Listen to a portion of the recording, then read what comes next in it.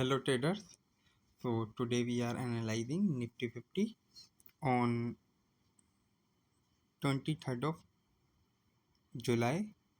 तो आज के दिन हम देख सकते हैं कि जो मार्केट है वो 23,900 के लेवल पे ओपन होता है और उसके बाद वो 24,000 के लेवल पे जाने की कोशिश करता है, बट ये अपना हाई 23,990 पे लगाने के बाद 11 बजे करीब उसके बाद सीधा नीचे गिरता हुआ आता है और अपने लो एंड पे आके क्लोज होता है। तो भाई 23,800 का जैसे मैंने आपको बोला था कि मार्केट में एक सपोर्ट रहेगा, तो मार्केट वही 23,800 पे सपोर्ट लेगी, 24,000 पे, 24,200 पे, 24,400 पे, 24,600 पे रेजिस्टेंस फेस करते रहेगी। अगर जैसे कि जो अपना ईरान का और अमेरिका का जो tariff close of state of Hormuz चल रहा है, तो जो भी वॉर सिनेरियोज हैं ईरान, इराक, इजराइल, ये सब चीज़ें अगर चलती रहेंगी तो क्रूड ऑयल के प्राइस अप है, जिसकी वजह से मार्केट ये रिएक्ट कर रहा है। अगर क्रूड ऑयल अगर डाउन है तो मार्केट हमारी अप हो जाएगी, अगर क्रूड ऑयल अप है तो मार्केट हमारी डाउन हो जाएगी। सिंपल सा रूल ये चल रहा है। तो चलते हैं, कुछ अच्छे स्टॉक रैली कर देते रहे थे आज के दिन, कुछ में रिजल्ट इम्पैक्ट था और कुछ में अच्छे पैटर्न दिख रहे थे। तो चलते हैं। तो जैसा कि हमारे कल के वीडियो में मैंने आप लोगों से जो स्टॉक डिस्कस करे थे, वेकफिट इनोवेशन करके था, वो आज भी 20% तक गया था, फिर उसके बाद वो गिरते गिरते 3% पे क्लोज हो गया। एक हुतम काई इंडिया, ये भी अच्छा कर रहा था आज के दिन। तो आप स्टॉक को एनालाइज करिए। तो पहला स्टॉक जो मैं दिखा आप लोगों से डिस्कस करना मुझे वो है उज्जीवन स्मॉल फाइनेंस बैंक। तो उज्जीवन स्मॉल फाइनेंस बैंक को डेली चार्ट टाइम फ्रेम पे देखें तो ऑलमोस्ट अपने ऑल टाइम हाई की तरफ जाता हुआ देखने को मिल रहा है। एक डब्लू पैटर्न बना दिया है इस स्टॉक ने। आज के दिन का ही अगर हम देखें थोड़ा सा सिनेरियो, तो 72 रुपये के हाई लगाने के बाद जो इसने क्लोजिंग दी है 68 के आसपास दी है और अपना लो 61। तो आज का जो ओपन था वो 65 था। नीचे की तरफ से लिक्विडिटी लेके मार्केट में पूरा रैली कर दिया इसने। ठीक है, स्टॉक 5% अब तक 150 मिलियन शेयर्स की बाइंग एंड सेलिंग है। तो स्टॉक के अंदर अच्छा पोटेंशियल देखने को मिल रहा है। इस स्टॉक को हमें रडार पे रखना चाहिए, क्योंकि फर्स्ट ऑफ ऑल ये जो डब्लू पैटर्न था बना है, उम्मीद है इस स्टॉक के अंदर 100 तक जाने की। तो इस स्टॉक को हमें रडार पे रखना चाहिए। ठीक है, इसके बाद जो नेक्स्ट स्टॉक मैं आप लोगों से डिस्कस करना चाहूँगा वो है रूट मोबाइल। इस रूट मोबाइल के स्टॉक को तो मैंने आप लोगों से पहले भी डिस्कस किया था। ठीक है, अब वो डेट देखने वाली है, शायद वो इस वाली कैंडल पे डिस्कस किया हुआ जिसमें 6 से 7% अप था। तो उसमें भी मैंने आपको बोला होगा कि हमारा रेजिस्टेंस इस स्टॉक के अंदर इस लेवल पे देखने को मिल रहा है, 661 के लेवल पे। तो आज के दिन भी अगर आप देखें तो स्टॉक 650 के हाई लगाने के बाद 600 के आसपास क्लोज हुआ है। तो मे बी ये स्टॉक अपना अगला सपोर्ट यहीं पे लेगा और ये स्टॉक 661 को क्रॉस करता हुआ अगर सही से चल दिया तो ये स्टॉक कुछ ही टाइम में आपको इस लेवल पे भी आता हुआ देखने को मिलता है, 800 850 तक के। तो इस स्टॉक को हमें रडार पे रखना चाहिए, क्योंकि एक अच्छी रैली कर रहा है और ये एक तरीके से देखें तो ये एक कप बनाता हुआ जा रहा है। तो यहाँ पे एक हैंडल भी बन सकता है और फिर ये स्टॉक रैली करता हुआ जाएगा। तो इस स्टॉक को आपको रडार पे रखना चाहिए। इसके बाद जो नेक्स्ट स्टॉक है वो है एनटीपीसी ग्रीन एनर्जी।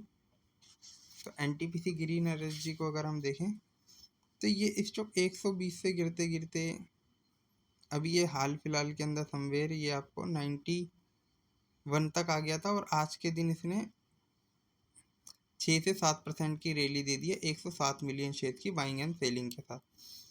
तो जैसे कि है ना, कुछ अच्छे ट्रेडर्स का मानना है अगर कोई भी स्टॉक ग्रीन कैंडल के अंदर 20% तक की अगर रैली देता है, जैसे यहाँ पे 15% की रैली है, एक स्टॉक को अच्छा इंस्टीट्यूशन या ऑपरेटर ही मूव करवा सकता है 1% पे। तो यहाँ पे तो 50% की मूवमेंट थी और ये 50% से भी ऊपर की है, समवेयर यहाँ तक ये 18% की मूवमेंट है। इसको लो से कैप्चर करूँगा ना इसके, तो ये ऑलमोस्ट आएगी 20% के आसपास। तो ये 20% की ये मूवमेंट के बिलो आ गया है, तो इसमें उम्मीद है कि ये स्टॉक और अच्छी रैली करेगा और ये आपको कुछ ही टाइम के अंदर 106 107 समवेयर यहाँ तक आता हुआ 107 तक देखने को मिल सकता है। तो एनटीपीसी ग्रीन को भी आप रडार पे रखिए। इसके बाद हम चलते हैं तालना।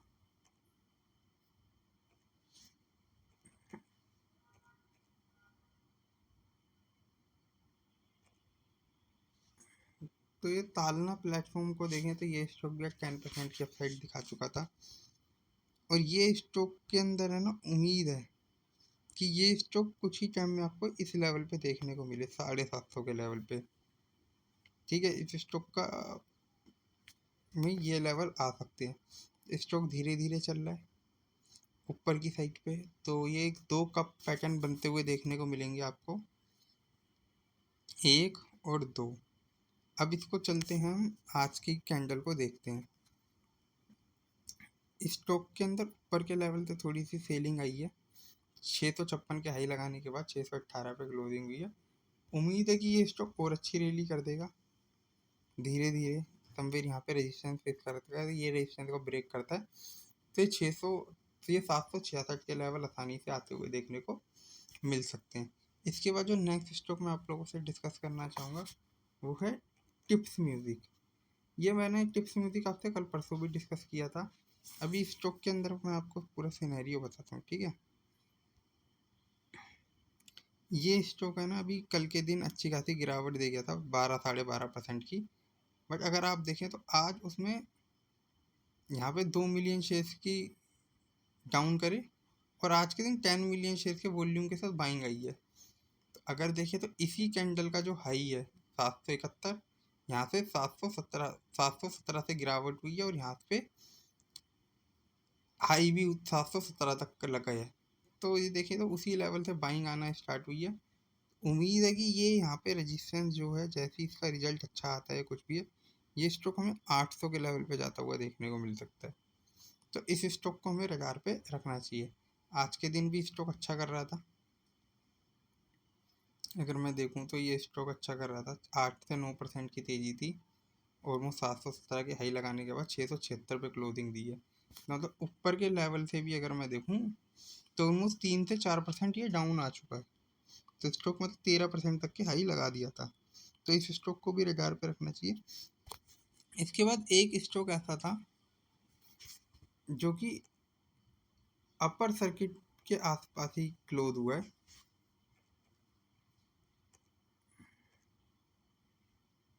जिसका नाम है गांधार ऑयल रिफाइनरी। तो इस स्टॉक के अंदर क्या खासियत है ये मैं आपको बताता हूँ।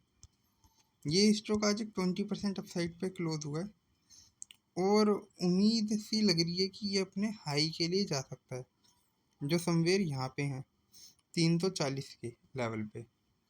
बट इस स्टॉक के अंदर ना कुछ ही टाइम के अंदर एक काफ़ी इमेंस तेज़ी आई है। अब इस तेज़ी को मैं आपको दिखाता हूँ।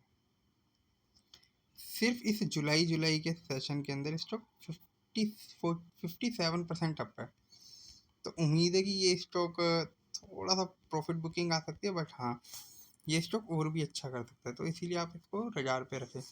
तो गाइस, जो भी मैं आप लोगों से स्टॉक डिस्कस कर रहा हूँ या मेरे जो निफ्टी 50 के लेवल है, वो ओनली फॉर स्टडी पर्पज़ है, ठीक है। आप किसी भी तरीके की बाइंग और सेलिंग रिकमेंडेशन ना माने। और अभी भी वही देखने को मिल रहा है, एनबीएफसी के छोटी जो एनबीएफसी हैं उनके रिजल्ट अच्छे आ रहे हैं, बट जो लार्ज बैंकिंग है उसके रिजल्ट थोड़े सूटेबल नहीं लग रहे हैं, जिसकी वजह से एचडीएफसी बैंक देखेंगे या एक्सिस बैंक देखेंगे या कोटक महिंद्रा बैंक देखेंगे, क्योंकि कोटक महिंद्रा बैंक के रिजल्ट ठीक थे। तो आपको देखेंगे तो स्मॉल एनबीएफसी में बाइंग आ रही है, ठीक है। और अगर आप देखें जिन कंपनी को जो जो छोटी आईटी कंपनी, अगर उनके रिजल्ट अच्छा है तो उनमें भी एक अच्छी खासी तेज़ी हमें देखने को मिल रही है। तो guys, hope for a best. तो मिलते हैं नेक्स्ट वीडियो में।